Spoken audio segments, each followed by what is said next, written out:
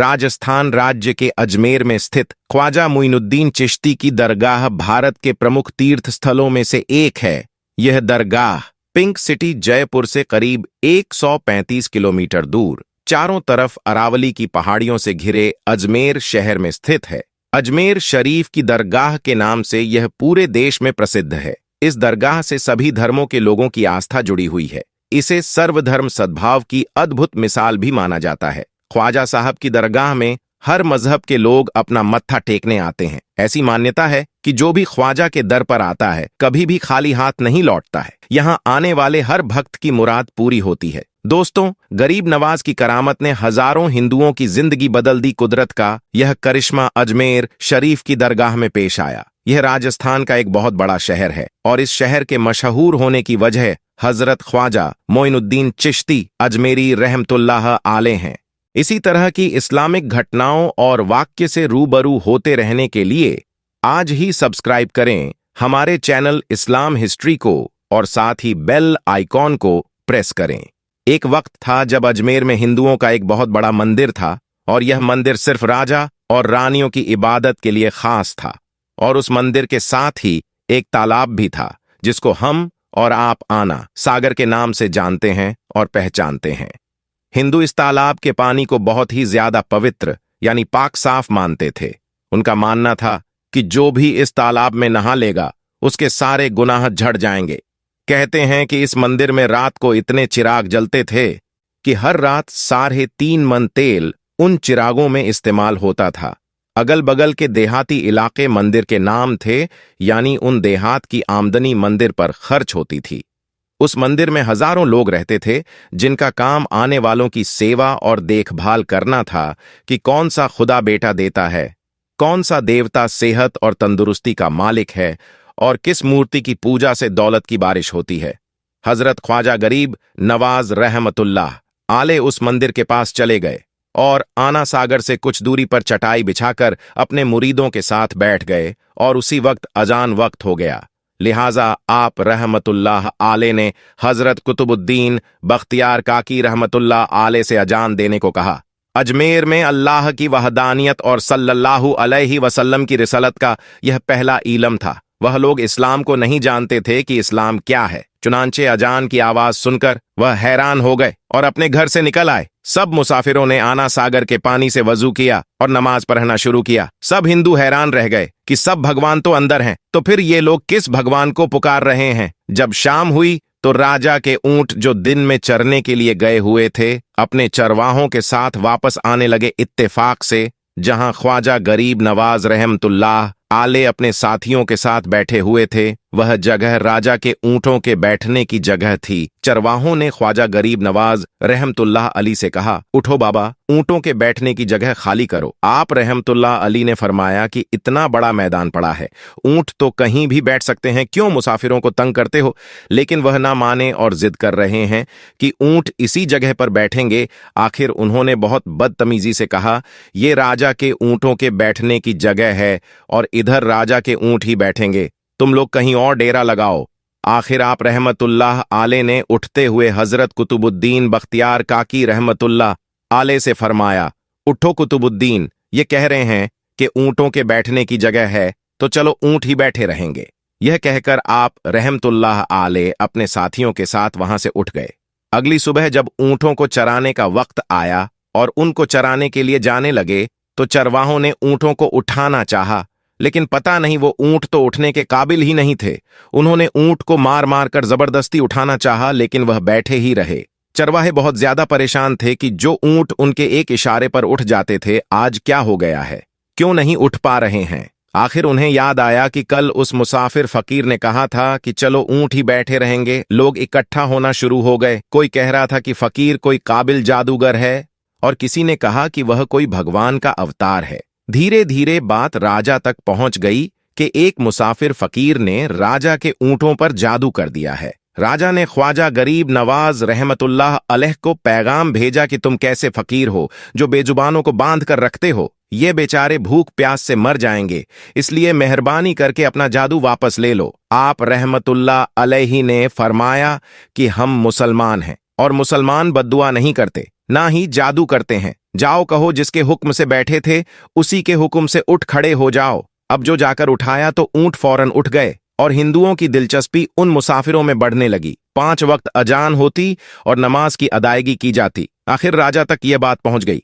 कुछ फकीर आए हैं जो मुसलमान हैं, 5 वक्त अजान देते हैं और हमारे पवित्र तालाब को हाथ मुंह धोकर भ्रष्ट करते हैं, यानी कि नापाक कर देते हैं। और तो और हमारे धर्म के खिलाफ बातें करते हैं। कहते हैं कि मूर्तियां पूजने के काबिल नहीं है, ये तो सिर्फ पत्थर हैं, इसलिए इन्हें यहां से उठाया जाना चाहिए। राजा ने फकीरों को पैगाम भिजवाया कि तुम लोग मांस गोश्त खाते हो, हमारे धर्म के खिलाफ बोलते हो और तो और हमारे तालाब को अपने हाथ डालकर नापाक करते हो, जो हम बर्दाश्त नहीं कर सकते, इसलिए तुम लोग यहां से चले जाओ। आप रहमतुल्लाह अली ने फरमाया कि और भी तो दुनिया आती है, हमारे पानी पी लेने से कौन सी कमी आ जाएगी। लेकिन वह कहने लगे कि वह सब हमारे अपने धर्म के लोग हैं और तुम दूसरे धर्म के हो। आइंदा तुम लोगों ने तालाब को नापाक किया तो हम बर्दाश्त नहीं करेंगे। आप रहमतुल्लाह अली ने हजरत कुतुबुद्दीन बख्तियार काकी रहमतुल्लाह अली से फरमाया, कुतुबुद्दीन, शायद यह लोग आइंदा हमारे पानी पी लेने पर कोई लड़ाई झगड़ा करेंगे। जाओ एक मशकीज़ा पानी ले आओ ताकि जरूरत के वक्त कुछ तो पानी मौजूद हो।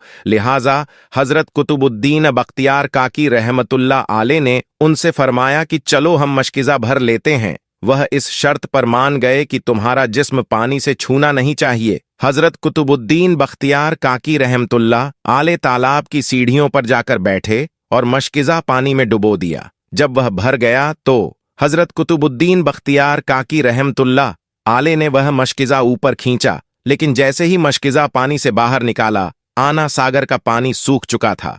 ऐसा लग रहा था कि आना सागर का सारा पानी मशकीज़ा में बंद हो गया था।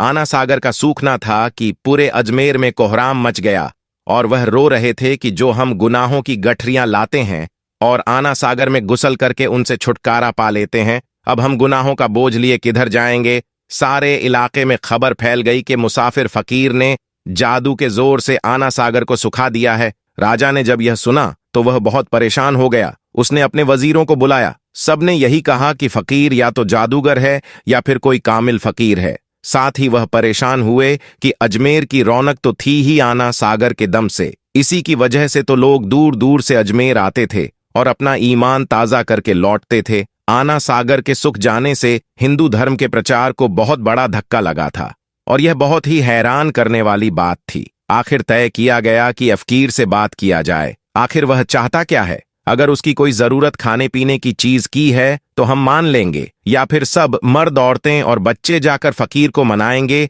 कि लोगों को परेशानी से बचा लीजिए और हम पर रहम कीजिए। हम पाप का बोझ उठाए किधर जाएं और कैसे सुकून पाए? ये काम ज्यादा आसान था। लिहाजा सारे लोग बाबा साहब रहमतुल्लाह आले के पास आए और बोले, बाबा तुम भी वजू कर लिया करना, लेकिन भगवान के वास्ते हमारा आना सागर हमें लौटा दो आप। रहमतुल्लाह आले ने हजरत कुतुबुद्दीन बख्तियार काकी रहमतुल्लाह आले से फरमाया, जाओ हजरत कुतुबुद्दीन मशकीज़ा वापस तालाब में डाल दो। जैसे ही मशकीज़ा तालाब में उल्टा गया तो आना सागर किनारों तक उछल आया। उस पानी ने कई दिलों को धो डाला। हिंदू कौम की अपनी तारीखी किताबों में भी हिंदू इतिहासकार इस बात को मानते हैं कि उस शाम 32,000 हिंदू कलमा पढ़कर मुसलमान हुए थे। उन हिंदुओं के मुसलमान हो जाने से हिंदू पंडितों और आम हिंदुओं में भी गम और गुस्सा का तूफान उठ खड़ा हुआ था और वह सोच में पड़ गए थे कि फकीर अगर कुछ दिन और इधर रुक गया तो देवी देवताओं का तो नाम लेने वाला भी कोई नहीं होगा। लिहाजा लोगों ने राजा को मजबूर किया कि जल्द से जल्द कुछ किया जाए। राजा ने मंदिर के बड़े पंडित रामदेव को बुलाया और उसे बाबा साहब रहमतुल्लाह आले से मुकाबला करके जल्द से जल्द उन्हें हराने को कहा और अजमेर से बाहर निकाल देने का हुक्म दिया। रामदेव अपने वक्त का माना हुआ पंडित था, जिसके इल्म काबिलियत की दूर दूर तक धूम मची हुई थी। उसने राजा को यकीन दिलाया कि जल्द ही राजा को कोई अच्छी खबर सुनाएगा।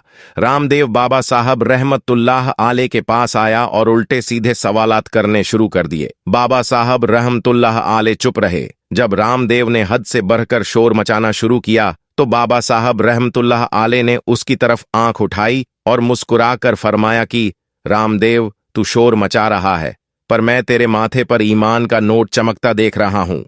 इस निगाह और इस लहजे में ना जाने क्या जादू था कि रामदेव कदमों में गिर गया और रोते हुए बोला, बाबा जिस धर्म के तुम हो उसी धर्म में मुझे भी शामिल कर लो। सब लोग जो यह सब देख रहे थे देखते ही रह गए, हैरान थे, परेशान थे। यह क्या हुआ? जो खरीदने आया था वह खुद बिक चुका है, जो जीतने आया था वह हार चुका है। पंडित रामदेव खुद ख्वाजा गरीब नवाज रहमतुल्लाह आले के हाथों पर मुसलमान हो चुका था। सुभान अल्लाह। दोस्तों, यह अल्लाह वालों की शान होती है।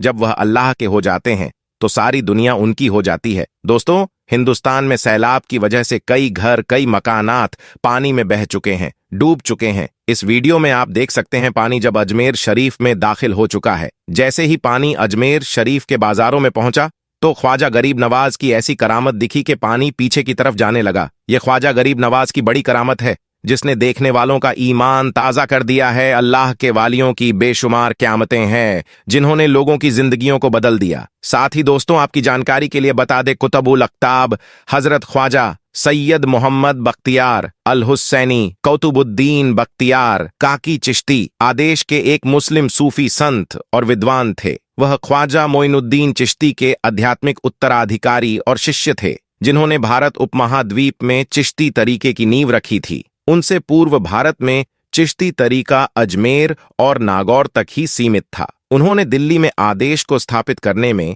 एक प्रमुख भूमिका निभाई थी। मेहरौली में जफर महल के नजदीक स्थित उनकी दरगाह दिल्ली की सबसे प्राचीन दरगाहों में से एक है। इनका उर्स दरगाह पर मनाया जाता है। यह रब्बी उल अव्वल की 14वीं तारीख को वार्षिक मनाया जाता है। उर्स को दिल्ली के कई शासकों ने उच्च स्तर पर आयोजित किया था, जिनमें कुतुबुद्दीन ऐबक इल्तुतमिश जिन्होंने उनके लिए गंधक की बावली का निर्माण किया, शेर शाह सूरी जिन्होंने एक भव्य प्रवेश द्वार बनवाया, बहादुर शाह प्रथम जिन्होंने मोती मस्जिद का निर्माण कराया और फर्रुखसियार जिन्होंने एक संगमरमर स्क्रीन और एक मस्जिद जोड़ा शामिल है। सभी धर्म के लोग, हिंदू, मुस्लिम, सिख और ईसाई मकबरे पर जाते हैं और हर गुरुवार को और वार्षिक उर्स मेला के दौरान वहां दुआ मांगते हैं। दोस्तों, आज की इस वीडियो में इतना ही। मुलाकात होगी आपसे एक और नई वीडियो के साथ। वीडियो पसंद आई तो लाइक करें, शेयर करें। खुदा हाफिज।